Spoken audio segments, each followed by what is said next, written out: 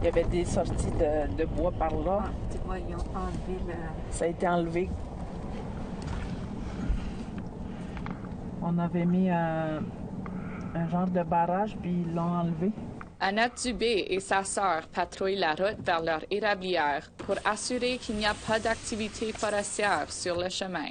Le rapport du MFFP a conclu ce que la famille Dubé savait déjà. Ils ont failli à leur obligation de consulter encore une fois la famille puis le chef de territoire. Des membres de la communauté patrouillent régulièrement le territoire aux alentours de Manawan pour voir si leur moratoire, en place depuis février, est respecté. Actuellement, il n'y a pas de coupe qui se fait dans le territoire. Puis ça a été une entente aussi qui a été... c'est une entente, dans le fond, qui a été faite avec les chefs de territoire, le conseil, le CNA, puis le MFFP. Tant et aussi longtemps que le dossier ne sera pas réglé, ça va être ainsi. Le rapport est sorti au mois de mai, déterminant que le MFFP et la scierie Saint-Michel sont à faute dans le cas des coupes non autorisées sur l'érablière Dubé, mais aucune pénalité n'a été accordée. Bien, c'est sûr que ça a été très décevant pour la famille. On nous a présenté le rapport en mi-dernier, fin mi-dernier, puis ça a été très décevant de savoir qu'il n'y a rien, il n'y a aucune pénalité qui a été émise envers la compagnie forestière, mais envers aussi le ministère. La scierie Saint-Michel avait envoyé la carte pour la route qui traverse l'érablière Dubé 2 fois au Centre de ressources territoriales du Conseil des Atikamekw de Manawan. Le MFFP n'a pas attendu une réponse du CRT avant d'approuver les plans de la scierie. Je pense que la façon dont ça a été envoyé, c'était pas la bonne façon.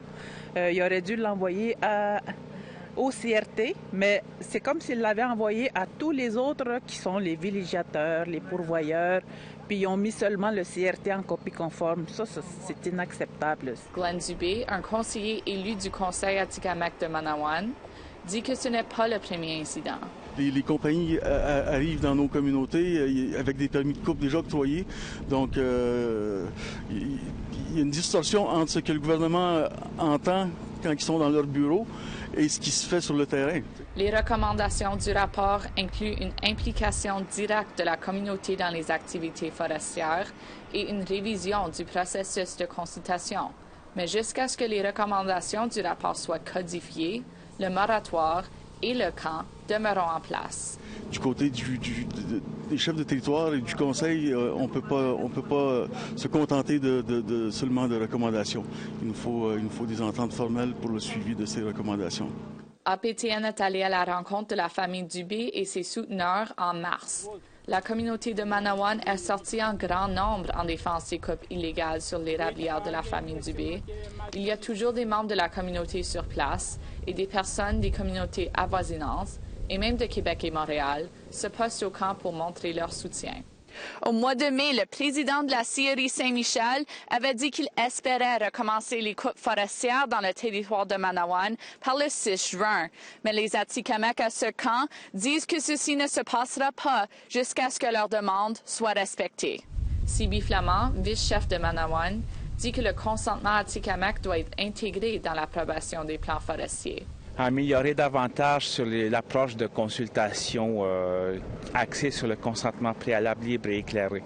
C'est important parce que le territoire, ça nous appartient, puis on doit prendre position aussi sur tout ce qui se passe sur nos territoires, par exemple sur les coupes forestières, comment les territoires devraient être réaménagés. Malgré les enjeux qui demeurent, les relations entre les Atikamekw de Manawan, le MFFP et la scierie Saint-Michel semblent s'améliorer.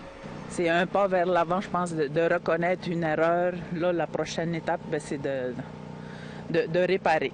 Ni la scierie Saint-Michel ni le MFFP n'a répondu à la demande d'entrevue d'APTN. Emilia Fournier, Nouvelle nationale d'APTN, Manawan.